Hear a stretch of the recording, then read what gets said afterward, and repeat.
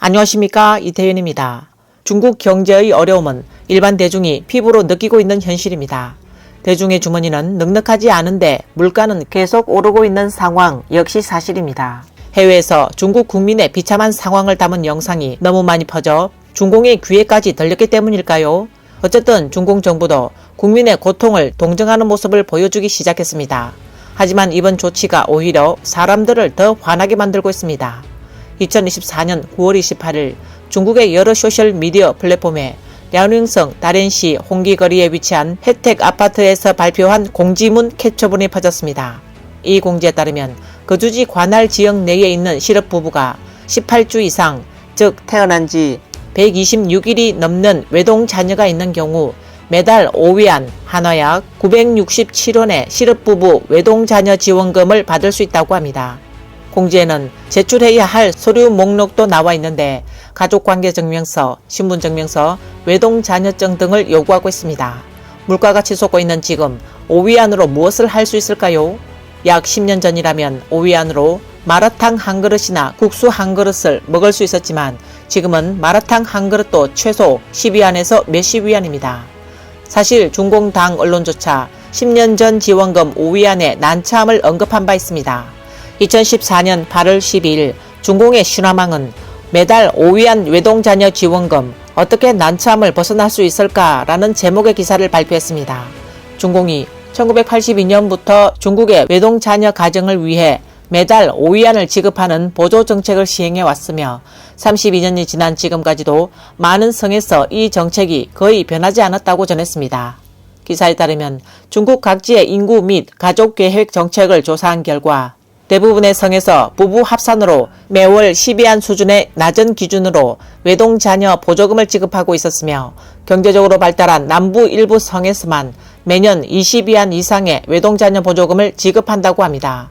이를 월 단위로 환산하면 2위안도 못 미치는 금액입니다.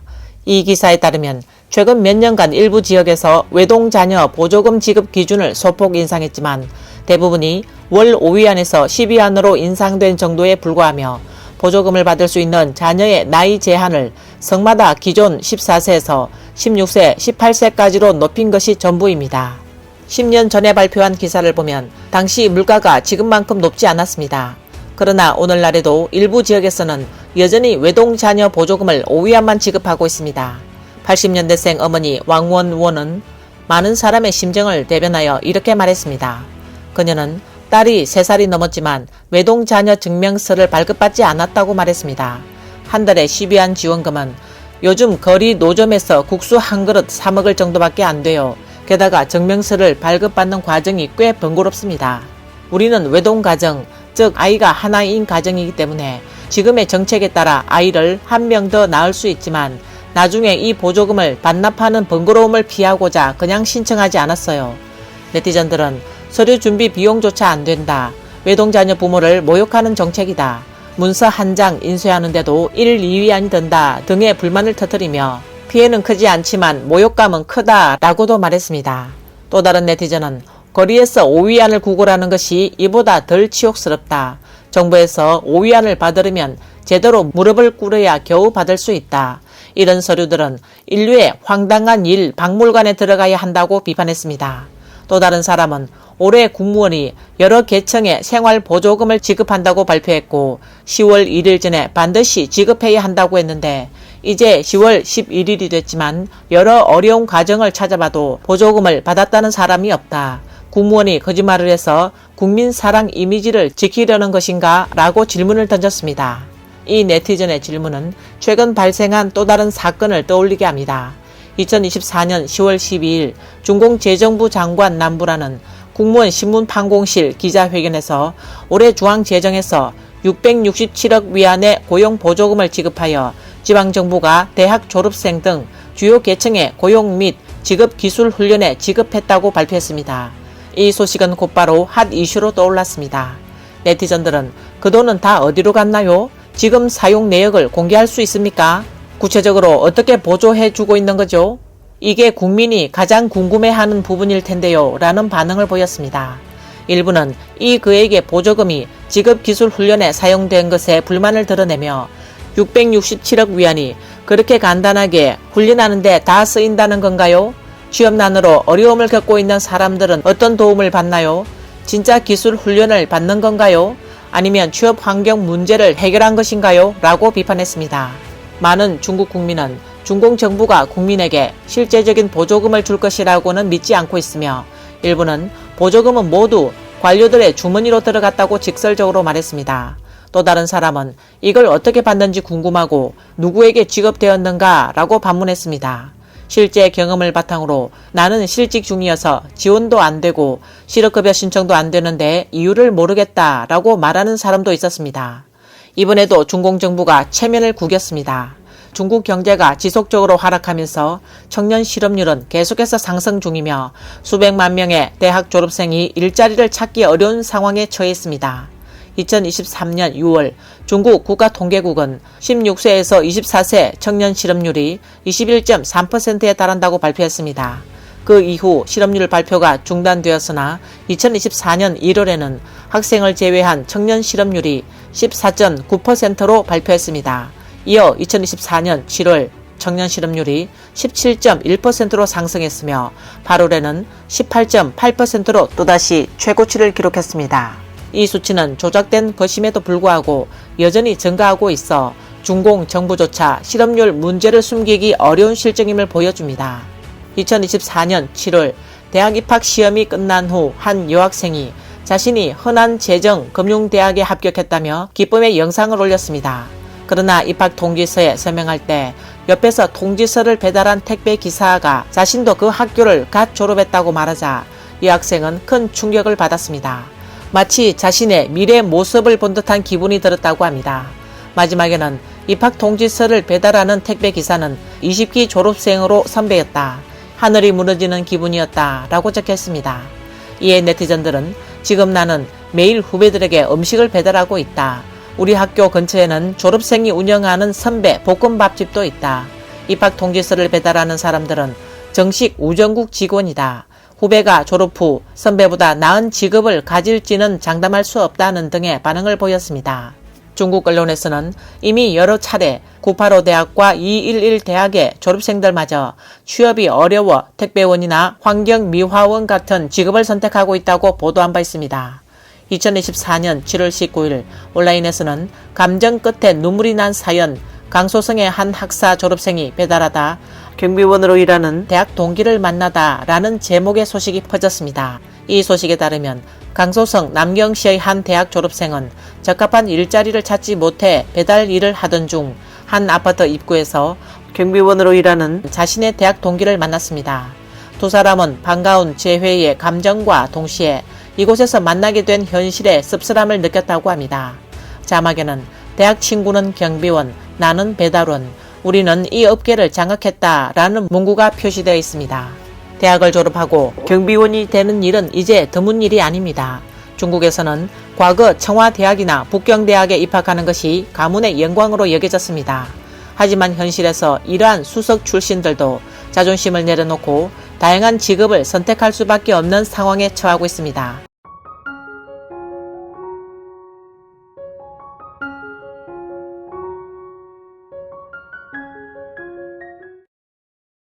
이 영상은 장샤오용이라는 청년의 이야기를 담고 있습니다. 그는 한때 호남성 장사시의 이과 고시 수석생으로 많은 이들의 부러움 속에 청와대학에 입학했습니다.